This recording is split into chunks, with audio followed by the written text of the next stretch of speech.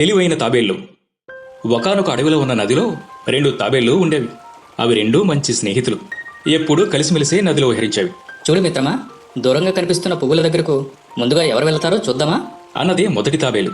సరే సరే, నేను సిద్ధమే. అన్నది రెండవ తాబేలు. అలా రెండూ పోటీపడి పువ్వుల వరకు పరుగు తీశాయి. మొదటి తాబేలు రెండవ తాబేలును ఓడించింది. హే, నేనే నెగ్గాను. సర్లే, నువ్వే నగ్గవులే కాని చూడు మిత్రమా, మనం ఎప్పుడు ఈ నీళ్ళలోనే ఉంటున్నాం కదా, సరదాగా కాసేపు అలా గట్టు మీద తిరిగొద్దామా? ఆలస్యం దేనికి, పదా. 2 తాబేళ్లు ఒడ్డుకు చేరి గట్టు మీద నెమ్మదిగా తిరగసాగాయి. అప్పుడే అక్కడకు నక్క ఒకటి వచ్చింది. నక్కను చూసిన 2 తాబేళ్లు నదిలోకి పారిపోవాలని ప్రయత్నించాయి. ఇంతలో ఆ నక్క వీటిని చూడని చూసింది.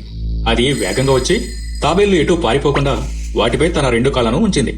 తమ శరీరానంతా డొప్ప కింద దాచేసుకున్న తాబేళ్లు నక్క తమను పరీక్షిస్తున్నంతసేపు ప్రాణాలను అరచేతిలో పెట్టుకుని తప్పించుకునే మార్గం కోసం ఆలోచించసాగాయి.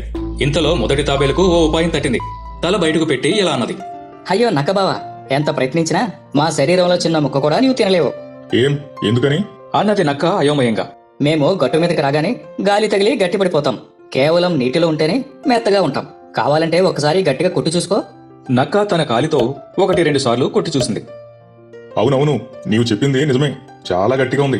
కొరికితే పళ్ళు రాలుతాయి. కానీ నాకిప్పుడు చాలా ఆకలిగా ఉంది. మిమ్మల్ని తినాలంటే ఎలా?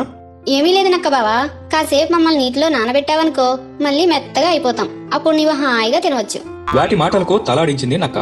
అయితే నక్క కూడా చాలా తెలివైంది గనుక వాటిని నీటిలో ఉంచినా అవి పారిపోకుండా తన కాలితో నొక్కిపట్టి ఉంచింది. మళ్లీ తెలివిగల తాబేలు ఇలా అన్నది.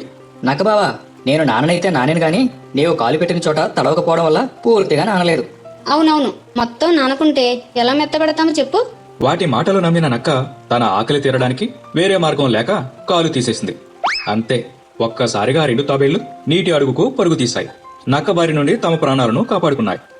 ఈ కథలో నీతి ఏమిటంటే, ఆపద సమయంలో తెలివిగా ఆలోచించడం, సమయస్ఫూర్తితో వ్యవహరించడం చాలా అవసరం.